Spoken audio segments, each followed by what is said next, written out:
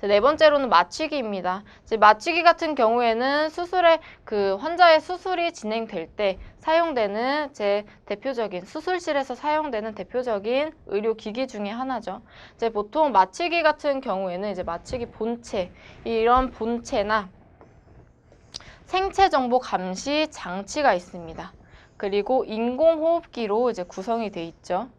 이제 마취기 본체 같은 경우에는 첫 번째로 이제 기화기가 나오게 됩니다. 이제 기화기에서 이제 그 사용 농도를 설정해서 이런 마취제를 이제 기화시킨다고 생각을 하시면 되세요. 기화기는 이런 마취제를 만들어서 이제 수술할 환자에게 이 마취제를 이제 주입하는 그런 용도가 되겠죠.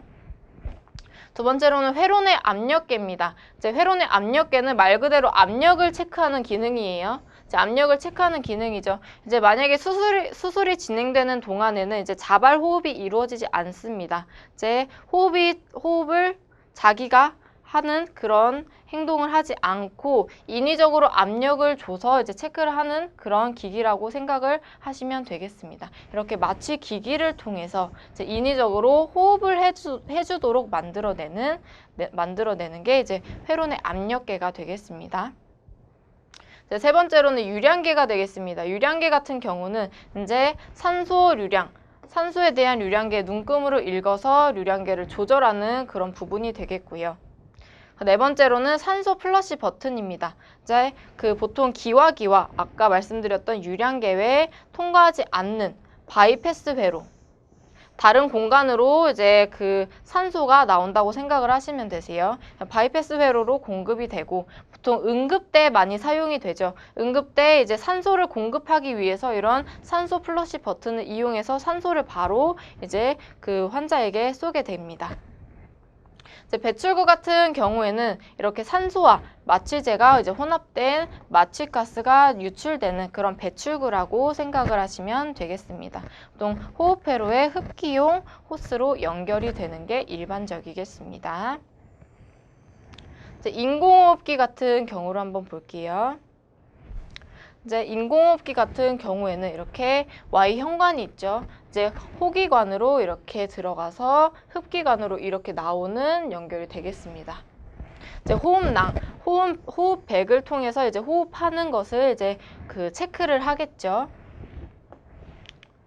이제 호기 흡기용입니다. 흡기용 같은 경우에는 이제 들숨에 맞춰서 이제 숨을 들이마실 때 이제 마취가스가 이제 보내지는 작용을 하게 됩니다.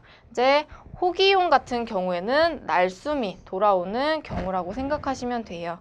그리고 흡기용 같은 경우에는 이렇게 들숨을 이렇게 들이마실 때 이런 마취가스를 환자에게 들여보내는 그런 구조가 되겠고요.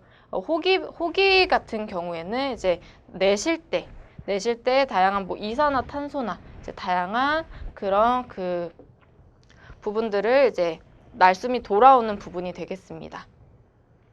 흡기 밸브 같은 경우에는요, 이제 흡기에 이제 들숨 때 열리게 되는 이런 한방향성 밸브라고 생각을 하시면 됩니다. 보통 이제 들숨의 역류를 막기 위해서 이제 사용되는 밸브라고 생각을 해주시면 되시고요. 들숨의 역류를 막는 역할을 하는 게 흡기 밸브가 되겠습니다. 이제 호기 밸브 같은 경우에는 이런 날숨 때 이용이 되고요. 이제 한 방향성 밸브입니다. 날숨 때만 이용되는 밸브로 날숨의 역류를 막는 그런 역할이 되겠고요. 이제 캐니스터 같은 경우에는 소다 라임이 들어있어요. 이제 소다 라임 같은 경우에는 이제 마취 기기를 보시면 아시겠지만 이런 통 같은데 약간 구슬 같은 그런 따다다다다 많이 들어있어요. 약간 구슬 아이스크림 같은 그런 형태들이 많이 들어있거든요. 그게 소다 라임이라고 합니다.